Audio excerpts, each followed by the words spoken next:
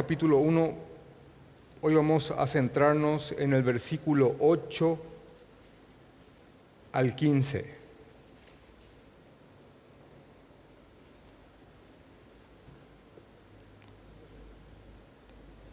Hoy vamos a hablar de cuáles son las características de un esclavo de Jesucristo. Vamos a tomar estos versos, Romanos capítulo 1, del 8 al 15, y vamos a ver cuáles son las características de un servidor, de un esclavo, de un siervo del Señor Jesucristo. Y vamos a tomar a Pablo, que es la persona en cuestión hoy, y vamos a tomarlo como un ejemplo a seguir. Porque realmente creemos que este hombre fue un gran siervo de Jesucristo y probablemente el más grande teólogo que haya existido. Vamos a orar y vamos a meternos en el texto de hoy. Te amamos, Señor. Te suplico, Padre, que todo lo que se hable sea agradable delante de tus ojos. Señor, nos humillamos ante tu presencia.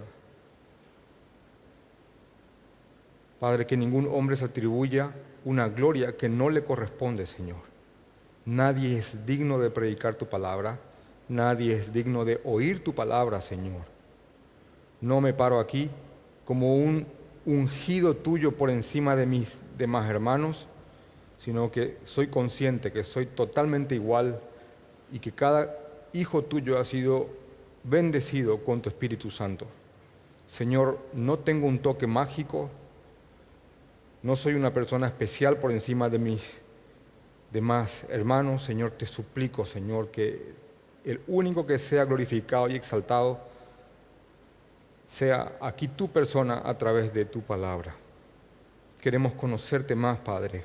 Queremos conocer más de aquellas palabras que dirigiste a creyentes que vivieron tantos años atrás y cómo estas palabras consolaron a nuestros hermanos de otros tiempos para vivir en un mundo que ya estaba en ese momento pudriéndose, Señor. Creemos que vivimos en una gran Roma en el día de hoy y creemos, Padre, que las palabras que dirigiste a nuestros hermanos también van a ser de dirección para nosotros, para vivir en este mundo que no te tiene. Estamos esperando, Señor, tu venida. Estamos esperando, Señor, tu regreso. Tal vez con matices y detalles distintos entre creyentes que tal vez vemos cosas diferentes en tu palabra, pero estamos esperando tu venida, estamos esperando tu regreso. Entre tanto eso pase, Rey nuestro, te rogamos que nos ayudes, que nos guíes a glorificarte con nuestra forma de vivir, Señor, en constante arrepentimiento, siendo cada vez menos lo que aún somos, Señor. Ayúdanos a moldearnos a tu imagen y a ver a otros hombres imperfectos que, guiados por tu santa palabra, trastornaron este mundo entero, Padre. Gracias, Señor. Te ruego por esto. Amén. Romanos capítulo 1, versículo 8 al 15. Las características de un esclavo de Jesucristo. Así que la idea central de esto es que al terminar de mirar estas características, que están acá resumidas en estos versos, tengamos un camino trazado, una dirección para ser esclavos, para tratar de ser buenos esclavos, buenos siervos de nuestro Señor Jesucristo. En un breve contexto, ustedes ya saben que existieron romanos cristianos romanos. Eso digo porque de la prédica pasada alguien nos escribió diciendo nunca existieron cristianos en Roma, así que ustedes están exaltando a la Iglesia Católica Romana. No es eso, estamos convencidos en base a esta carta que en los tiempos de Pablo y posteriormente también existió una noble iglesia en la ciudad de Roma. Si es que nos pusiéramos en el contexto de los tiempos de Jesús, de Pablo, inclusive siglos después, fue muy difícil ser creyente en Roma. ¿Se imaginan eso, verdad? Si ustedes creen que es difícil ser cristiano en el día de hoy, ser creyente en el día de hoy, aquí, en este presente, bueno, créanme, era muy difícil y tal vez creo que más ser creyente en los tiempos de Pablo en la ciudad de Roma, la capital del imperio. ¿Por qué? Porque Roma era el centro de la idolatría imperial, era la capital del imperio y por ende el centro de la idolatría imperial. No solamente eso, en Roma estaba la morada, el lugar en el cual habitaba un hombre que se creía Dios, porque más allá de simplemente creerse un gobernante, los que eran César, los césares, eran creyentes que eran dioses vivientes. ¿Saben eso?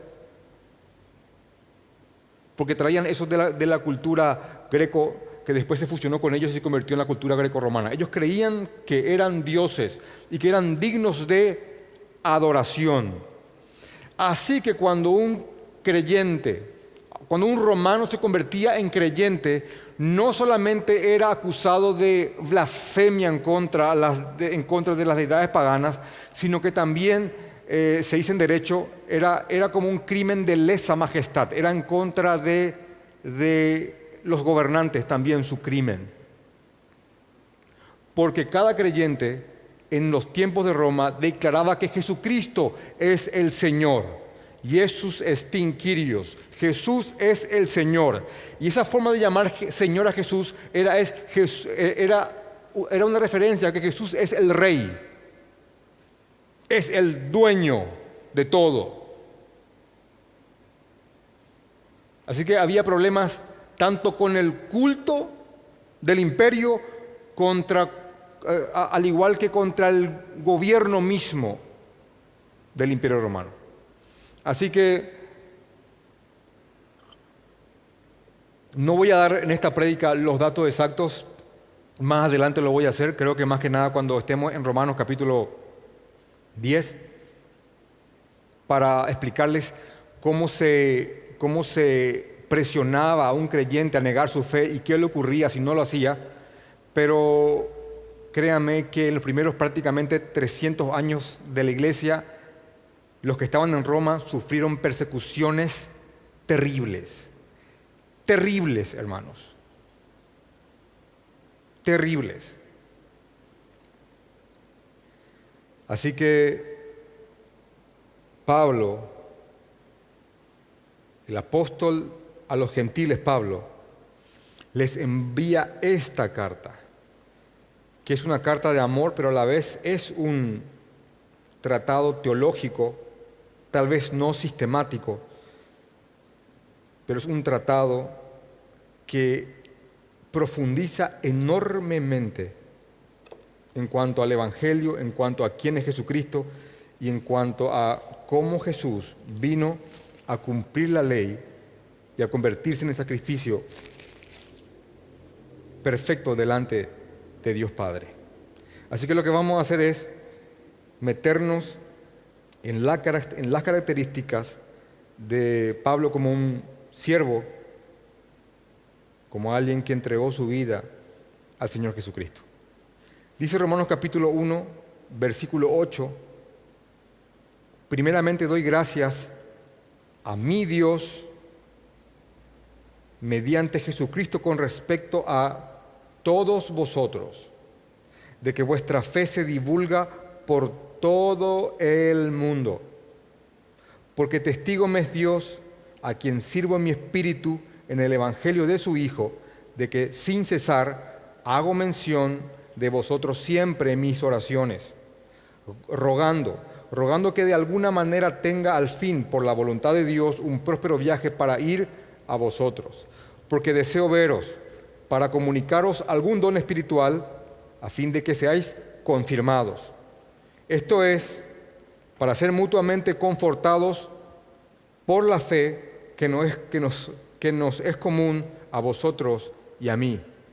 Pero no quiero, hermanos, que ignoréis que muchas veces me he propuesto ir a vosotros, pero hasta ahora he sido estorbado, para tener también entre vosotros algún fruto, como entre los demás gentiles, a griegos y a no griegos, a sabios y a no sabios soy deudor. Así que en cuanto a mí, pronto estoy a anunciaros el Evangelio también a vosotros que estáis en Roma. Fin de la cita en la que nos vamos a centrar hoy. Así que vamos a ver las características que están aquí en cuanto a Pablo como siervo. Quiero solamente ya resumir esto para que vayamos centrándonos en cada punto, pero yo quiero mostrarles esto hoy, que cada siervo del Señor se goza cuando ve que la obra de su Señor avanza, se goza. Un buen siervo de Jesucristo, repito, se goza cuando ve que la obra del Señor avanza. También un buen siervo del Señor, un buen esclavo de Jesucristo, ora por la obra de su Señor, ora por aquellos que están haciendo que ésta se expanda. Tiene esa consideración de orar por los que están tal vez al frente de batalla y por los que están luchando para hacer que el Evangelio avance. También quiero mostrarles que aparte de gozarse, de alegrarse, de contentarse por ver el avance del reino, de orar por el avance del reino y por los que están haciendo que el reino avance, también el siervo de Dios está dispuesto a ir a servir cuando Dios lo llama y si así Dios dispone. Así que no solamente agradece, se regocija, ora, sino que también está dispuesto. Porque cada siervo del Señor quiere dar lo que tiene.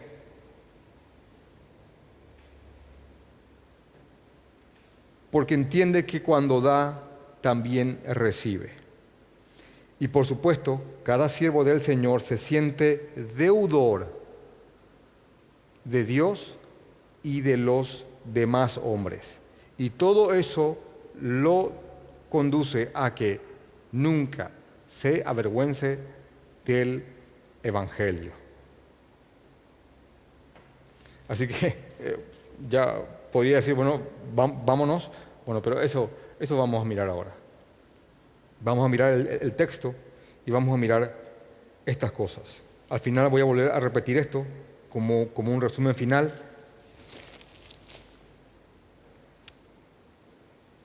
Así que el Señor nos nutra con su palabra en el día de hoy. Pablo en el capítulo 1, después de saludar a los cristianos romanos, de hacer una enorme presentación en cuanto a quién él era y por qué hace lo que hace, porque él dice: Pablo, apóstol de Jesucristo, apartado para el Evangelio de Dios, ese Evangelio que fue prometido ya antes por sus profetas, que Jesús vino con poder, que resucitó, que el Espíritu Santo mismo plasmó su poder y manifestó su ser al resucitar a Jesucristo. Muy bien, después de presentarse Pablo en cuanto a quién era y dirigirse a los que están en Roma, amados de Dios, llamados a ser santos, gracia y paz a vosotros de Jesucristo, lo que primeramente él hace después de ese gran saludo inicial, lo que primeramente él hace es lo que está en el versículo 8.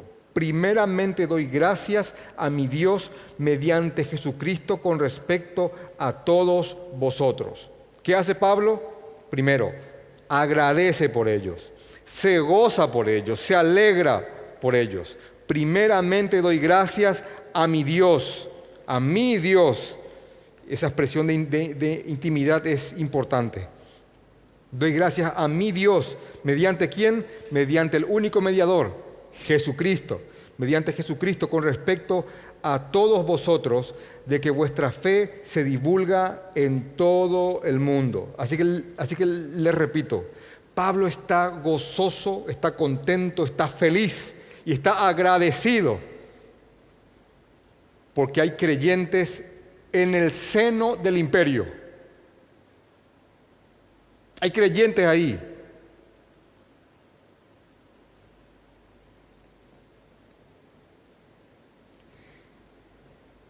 Y de alguna forma, estos creyentes no son creyentes silenciosos.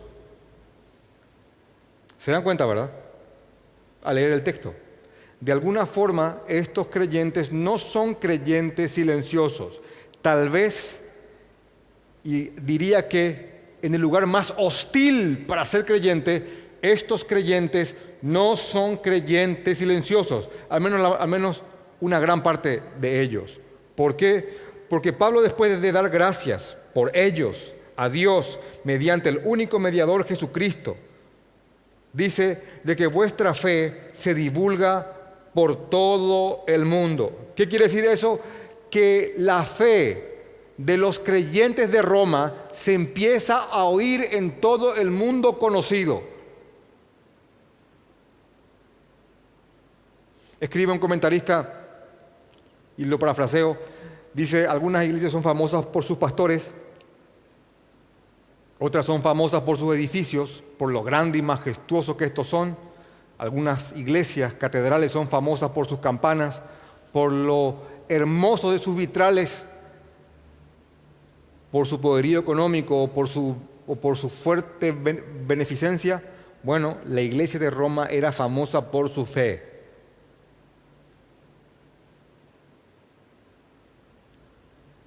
Por su fe.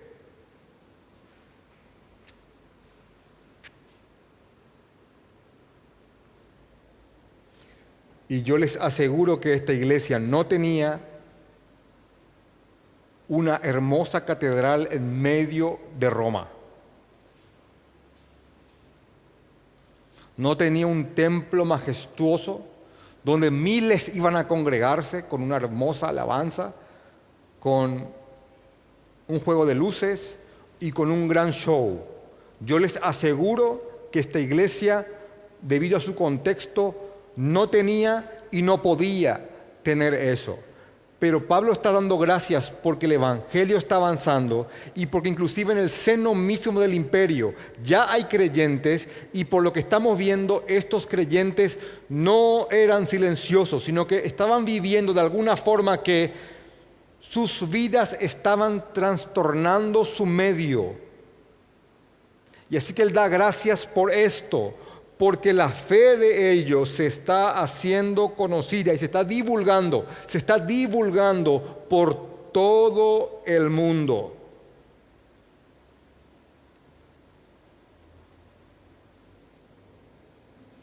Y acá ya sería inclusive bueno pensar y decir: ¿por qué cosa yo quisiera que mi iglesia sea conocida? ¿Verdad? ¿Se ponen conmigo en esa pregunta? ¿Por la música? ¿Por la clase de músicos que tiene? ¿Por el buen show? ¿Por el aire que enfría bien? ¿Porque la silla es cómoda? ¿Porque cuando la gente se va ahí sale sintiéndose súper bien? ¿Se va motivada? ¿O porque realmente se ve una fe genuina que trastorna?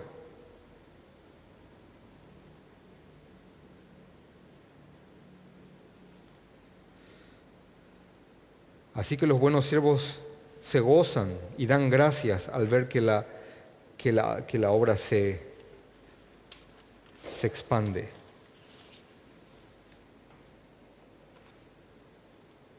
Yo les invito a que anoten un dato para investigarlo. Les pido que cuando tengan tiempo googleen y entren a ver fotografías en cuanto a lo que son las mazmorras, así escriban, investigar, mazmorras de la prisión mamertina. Hoy día es un punto turístico cuando alguien va a Roma. Son mazmorras donde se encerraban a los criminales en el tiempo romano, en los tiempos del Imperio Romano. Hubo una época que esas mazmorras estaban atestadas de cristianos, donde ellos estaban ahí y comían entre sus heces. Y si no eran las mazmorras, era el circo. y más de alguno aquí habrá mirado alguna película tematizada en cuanto al imperio y entenderá lo que era en los tiempos de Roma el circo romano.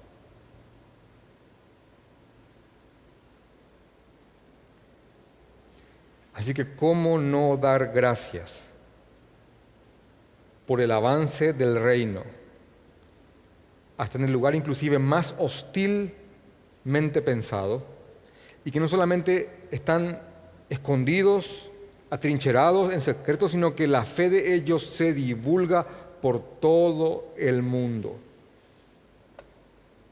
Así que Pablo agradecía al Señor, porque la fe de estos siervos era patente en el imperio. También un buen siervo del Señor, un buen esclavo de Jesucristo, los siervos del Señor, después de gozarse, de agradecer,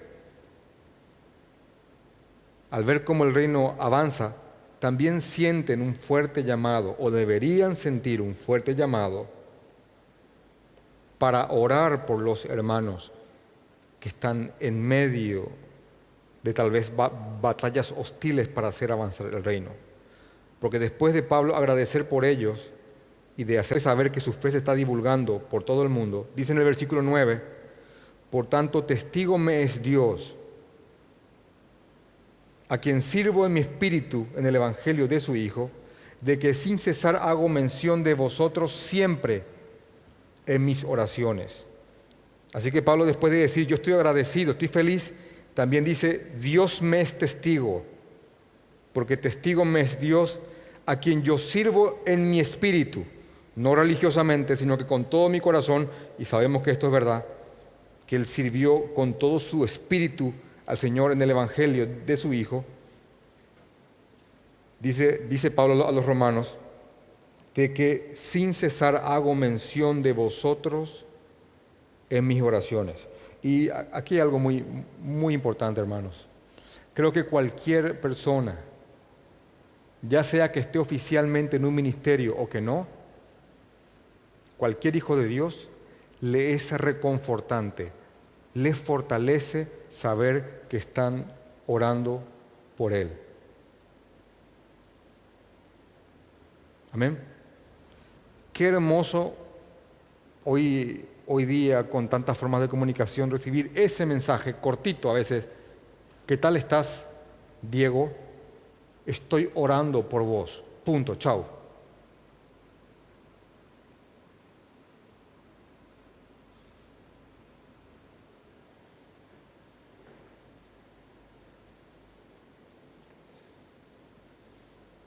Y Pablo sabe eso. Sabe porque es alguien que también en sus cartas pide oración por él.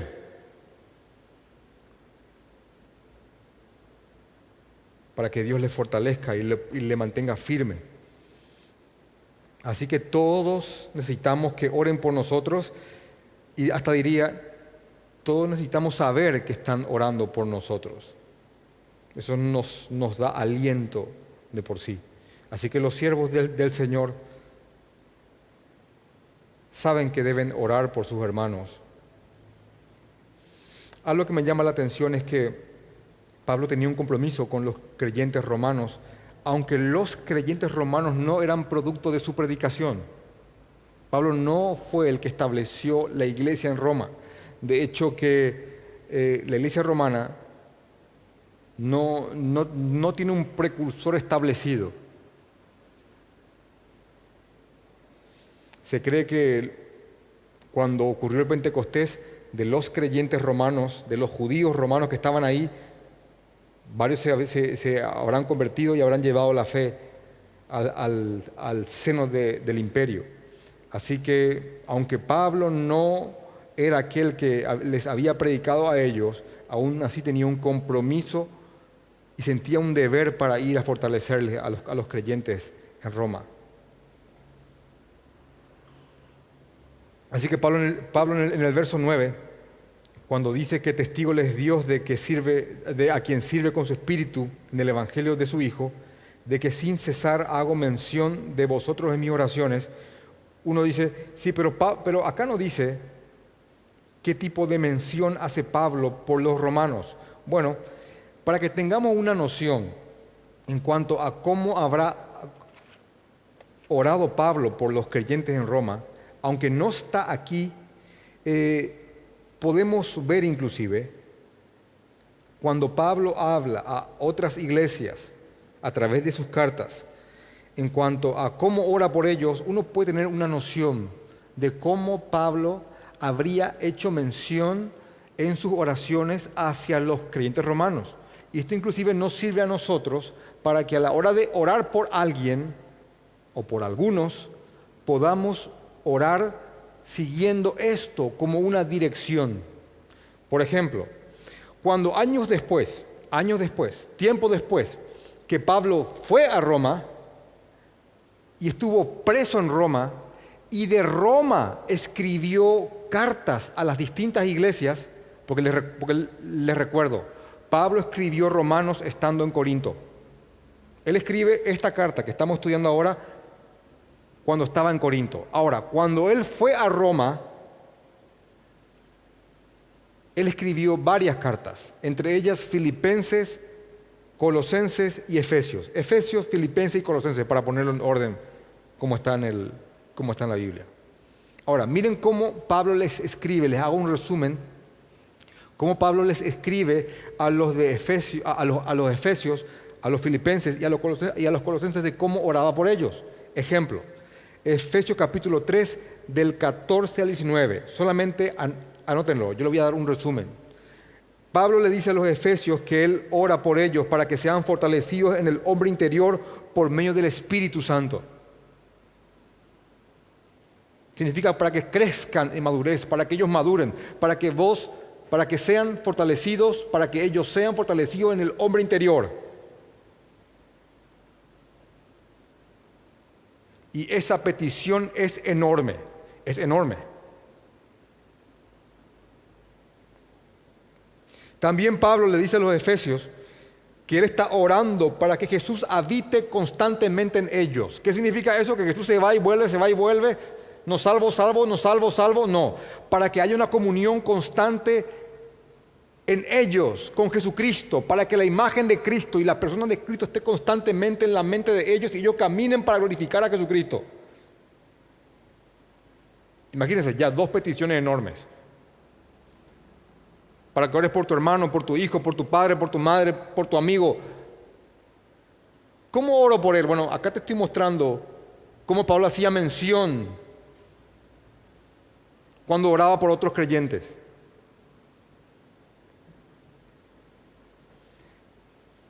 También le dice a los efesios, en Efesios capítulo 3, del 14 al 19, que ellos puedan comprender cada vez más ese amor inescrutable e incontable de Dios.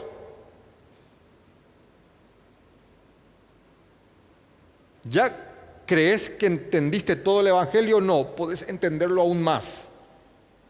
Y Pablo está orando para que ese amor de Dios, ese incontable amor de Dios, les sea cada vez más claro a ellos.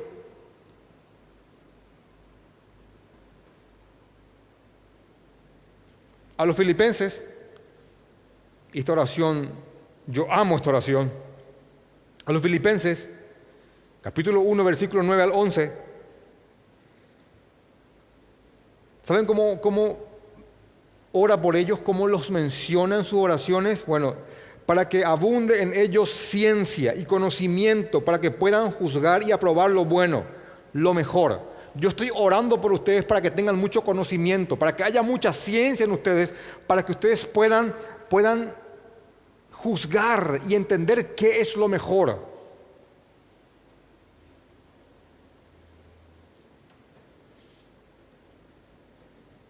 Para que al entender lo mejor ustedes puedan producir buenos frutos que glorifiquen al Señor y a Dios. ¡Qué oración! ¡Qué oración, eh! Y hago pausas para que vayas masticando esto. A los colosenses, 3 ciudades griegas, altamente paganas, muy hostiles. Creo que siendo Éfeso la más hostil de las tres, entre Efesios, Filipo y Colosa. Bueno, a los Colosenses, capítulo 1, 9 al 11, que sean llenos del conocimiento de la voluntad del Señor. Yo estoy orando para que seas lleno del conocimiento de la voluntad del Señor. ¿Sabes para qué? Para que no te amargues cuando tal vez esa voluntad no conjugue con la tuya. Para que por ahí se desata una pandemia, no te amargues y deprimas porque hay una voluntad por encima de todo que es la que yo tengo que tratar de comprender. Miren cómo ora. Por si una desgracia toca tu puerta, lo veas a través de la voluntad del Señor. Qué oración, ¿verdad?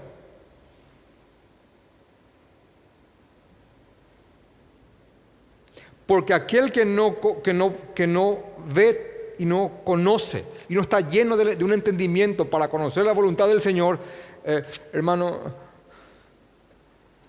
va a vivir amargado.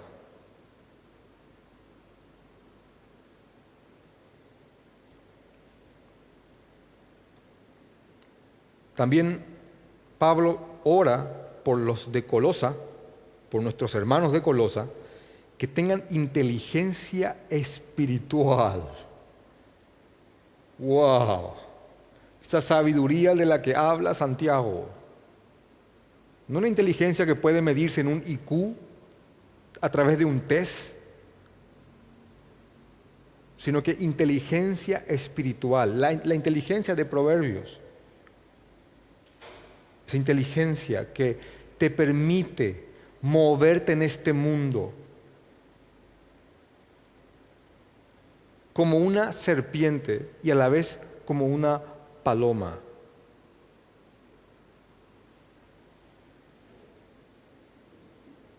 Benditos los que crecen en esto. Inteligencia espiritual para que caminen como es digno del Señor, por supuesto. También a los colosenses, en el capítulo 1, del 9 al 11, que crezcan en el conocimiento de Dios para que lleven fruto en toda buena obra. Cuando Pablo le está diciendo a los romanos, testigo me es Dios, que yo hago mención de ustedes en mis oraciones. Bueno, este es el tipo de mención que Pablo hace por otros creyentes. Es el tipo de mención que un siervo y un esclavo de Jesucristo se vuelca a hacer por sus hermanos que están haciendo que el Evangelio avance, o que están viviendo o tratando de vivir su fe en medio de un ambiente hostil a Jesucristo. Acá en pocos minutos te acabo de dar un enorme direccionamiento de cómo orar por otras personas.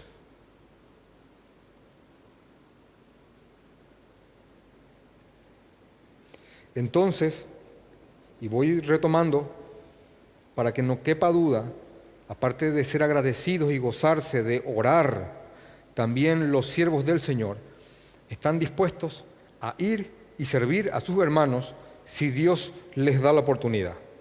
Y te hago un comentario al margen. Dios va a darte la oportunidad. No lo estoy haciendo porque la verdad que no se me dio. Se te va a dar la oportunidad. De alguna forma. En alguna medida. En algún contexto. Vas a tener la oportunidad de servir a otros hermanos. Dice Pablo, después de decirles que está rogando por ellos y hace mención de ellos en sus oraciones, dice, ruega de que de alguna manera tenga al fin, pueda por fin, dice Pablo, por la voluntad de Dios, porque este hombre entiende que todo es por la voluntad de Dios, rogando que de alguna manera por la voluntad de Dios tenga al fin un próspero viaje para ir a vosotros. ¿Por qué? Porque deseo veros para comunicaros algún don espiritual a fin de que seáis confirmados. Así que no solamente este hombre está dispuesto a ir, si tiene la oportunidad, sino que también él quiere ir y dar lo que tiene. Porque eso es lo que un siervo de Dios debe hacer. Estar dispuesto a ir, como Isaías capítulo 6, versículo 8, heme aquí, envíame a mí. Bueno, este hombre está rogando que Dios lo utilice para bendecir a otros hermanos, está suplicando por eso, está implorando a Dios y él sabe que lo único que le traba teniendo el deseo es la voluntad de Dios. Cuando Dios determine, él va a ir ahí. Bueno, y él quiere estar con los romanos para transmitirles cualquier cosa buena que pueda. En el versículo 11 hay un versículo bastante mal utilizado por algunos movimientos que dicen, porque deseo veros para comunicaros algún don espiritual. Esta palabra don no se refiere al carisma en cuanto a transmitir algún don sobrenatural. Se refiere a cualquier dádiva buena espiritual que pueda recibir el creyente a través de la predicación, de la enseñanza, de la exhortación, del consuelo, de la oración y la disciplina. Repito, a través de la predicación, a través de la enseñanza, a través de la exhortación, el consuelo, de la oración o de la disciplina. Yo estoy creyendo que a través de esta predicación y demostrarles esto, alguna cosa buena, espiritual, yo les estoy transmitiendo en este momento. ¿Creen eso? Algo. Y si ustedes van con sus notas mentales o con sus notas por escrito y le retransmiten tal vez esta prédica a otra persona, ustedes van a estar retransmitiendo algo espiritual bueno que esa persona pueda captar, que al captarla la confirme, la establezca, la fortalezca. Es lo que Pablo está diciendo. Este esclavo de Jesucristo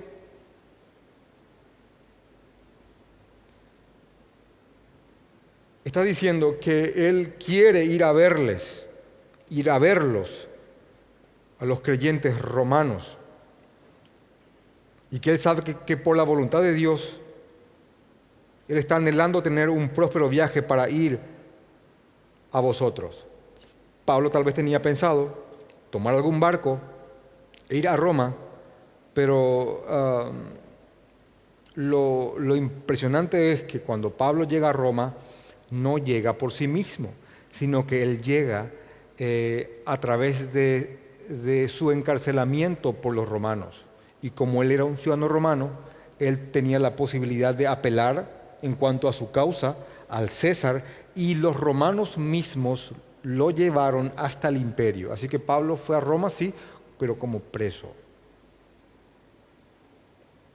en donde sufrió 2 encarcelamientos. Así que la voluntad de Dios tal vez era como uno menos lo esperaba. Bueno, Pablo llegó a Roma, pero llegó como preso. Tal vez el Señor te conceda algo bueno, pero tal vez no de la manera exacta en cómo planeaste que ocurra. Porque los caminos de Dios son misteriosos.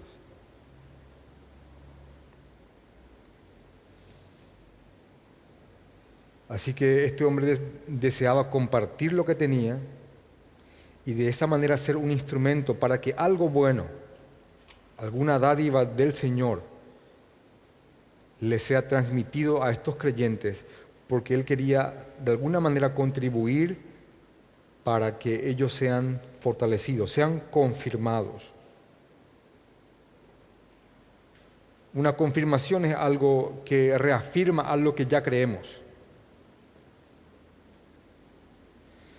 También Pablo, como un buen siervo del Señor, jamás se colocó en una posición de yo el siervo, el ungido por encima de todos ustedes, sino que él entendía que él al dar, también de alguna manera él recibiría.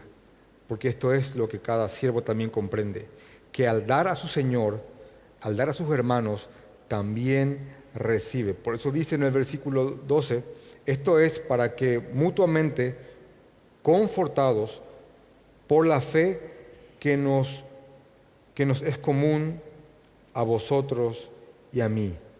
Pablo sabía que al ir a Roma y al ministrar a sus hermanos, él también sería de alguna forma confortado, sería de alguna forma bendecido. Por eso esa palabra mutuamente confortados. Escribe un comentarista, es lamentable que muchos líderes altamente preparados tengan la sensación que no podrían recibir alguna enseñanza de los más jóvenes o con menos experiencia. También dice este comentarista, pero también es triste ver cómo algunos jóvenes sienten que no tienen mucho que dar o casi nada que dar o ofrecer a sus líderes. El hermano más reciente puede de alguna forma ministrar y nutrir al hermano más experimentado y crecido en la fe con años en el camino del Señor. Y Pablo sabe esto, que hasta el más reciente converso romano podía y tenía la capacidad de confortarle también a él como él lo haría con ellos. Dice el versículo 13, pero no quiero, hermanos, que ignoréis que muchas veces me he propuesto ir a vosotros, pero hasta ahora he sido estorbado, para tener también entre vosotros algún fruto, como entre los demás gentiles. Dice el versículo 14, a griegos y a no griegos, a sabios y a no sabios, soy deudor. Así que, según el versículo 13 y 14, ¿qué es lo que comprende un siervo del Señor? Comprende que deberíamos de comprender que somos deudores. ¿Sos una deudor? ¿Sos un deudor? Somos deudores de Dios primeramente y después de nuestros hermanos y de aquellos que no tienen el Evangelio.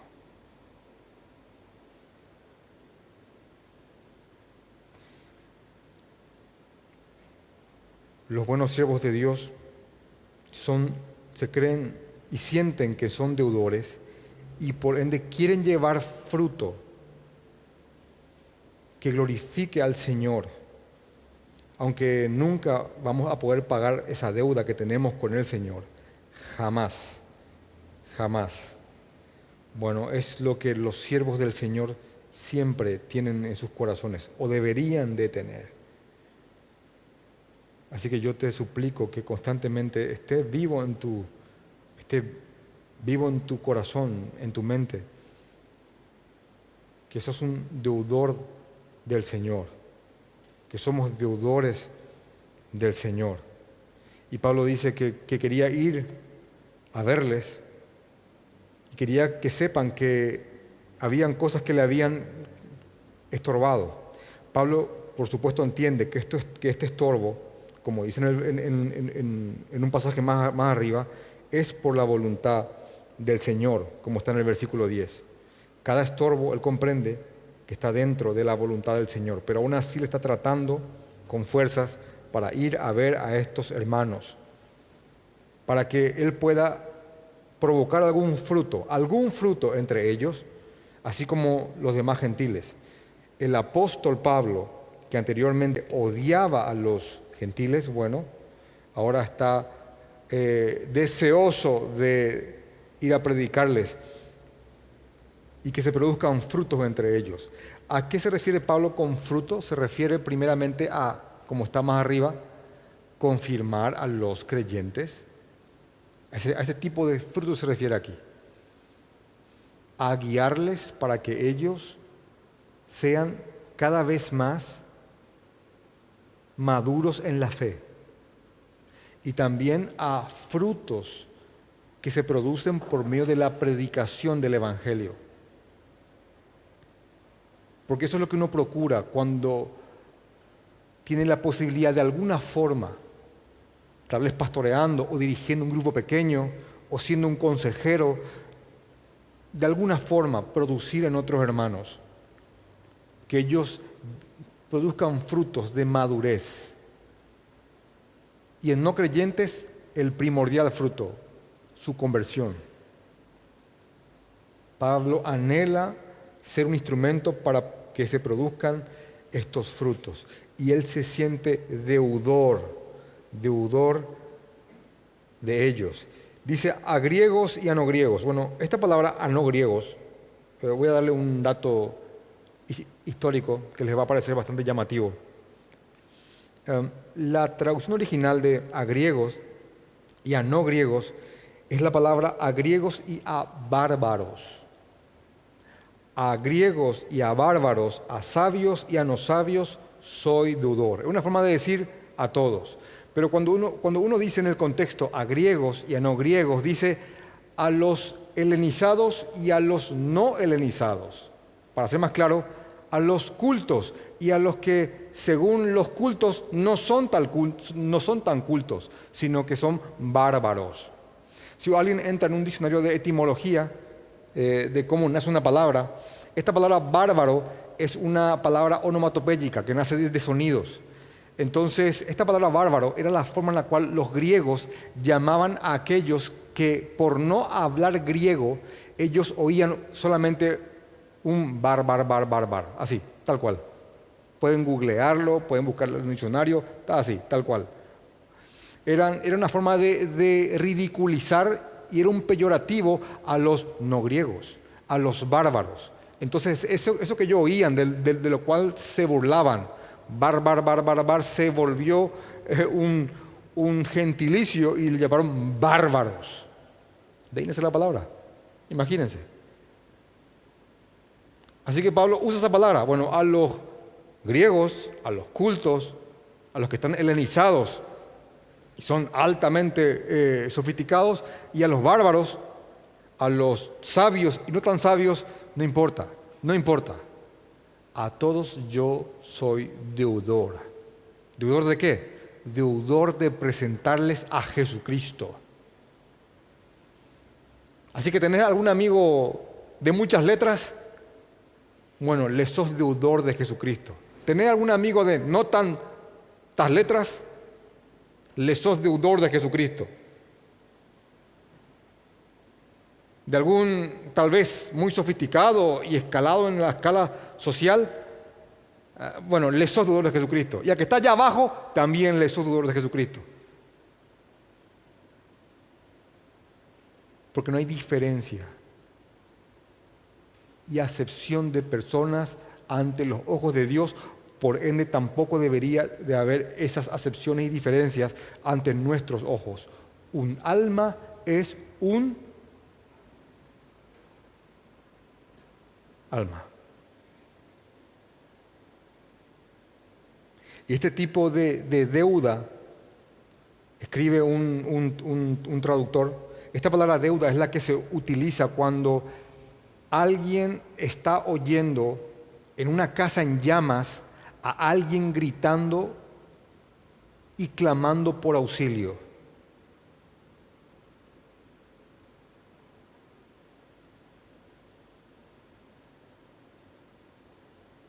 Ese tipo de deuda, de hacerle el bien, es el que Pablo expresa aquí.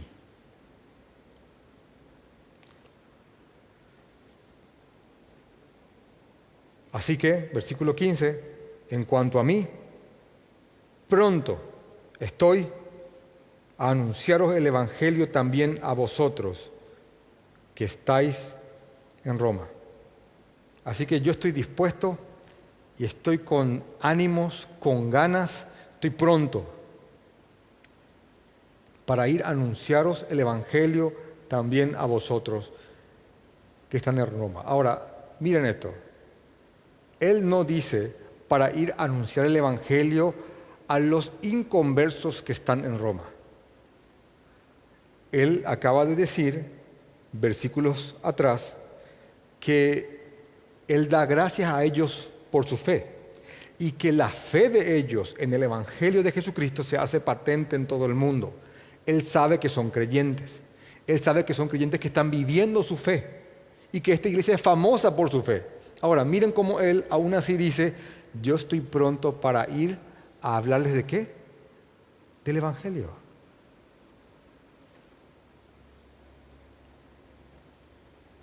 Y no se refiere al Evangelio en un sentido general, a la palabra, no. Se refiere al Evangelio, porque lo que vamos a estudiar en los domingos que vienen es justamente ese Evangelio, del cual el versículo 16, que no es parte de la prédica de hoy, Él no se avergüenza, porque es poder de Dios para salvación a todo aquel que cree, al judío primeramente y también al griego.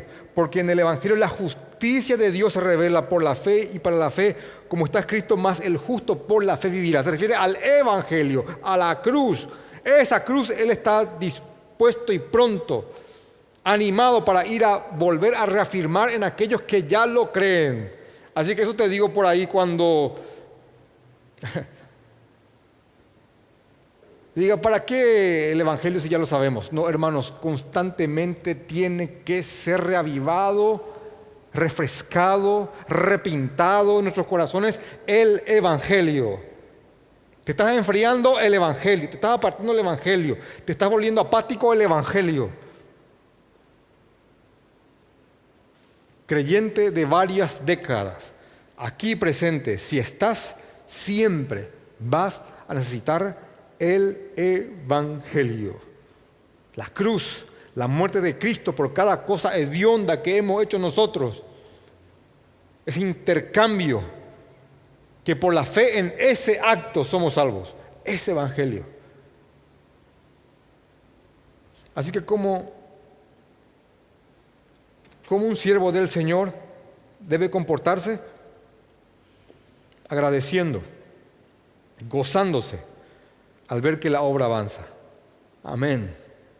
Orando por aquellos que están haciendo que la obra avance. Orando, haciendo mención de ellos. Y ya les di unos versos en cómo mencionar en sus oraciones, cómo pueden mencionar en sus oraciones a aquellos que están viviendo, luchando por vivir su fe.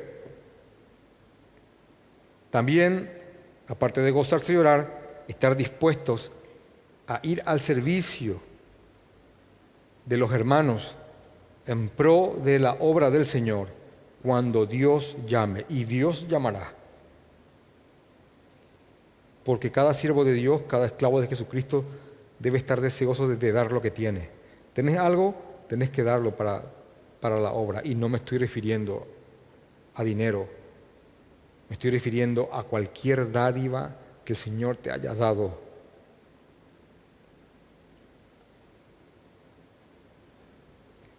Los siervos entienden que al dar también reciben. Y los siervos saben que son deudores de Dios y de los hombres. Y por supuesto, jamás se avergüenzan del Evangelio. Es un buen direccionamiento a seguir. Amén. Vamos a orar.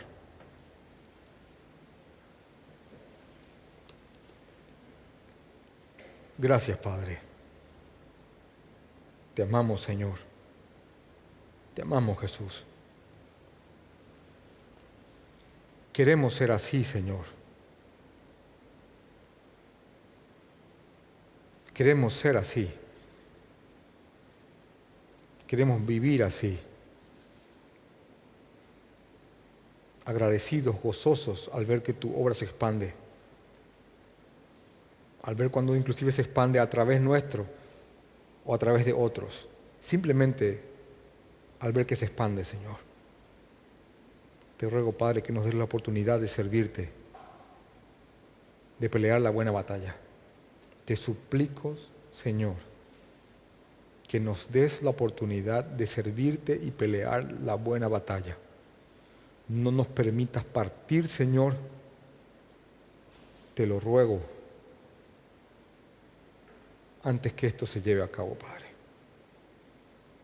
Te ruego, Señor, que podamos hacer al final de nuestras vidas nuestras las palabras de Pablo, Señor. Y decir que hemos guardado la fe y que hemos luchado para hacer avanzar lo tuyo. Te amamos, Jesús. Amén.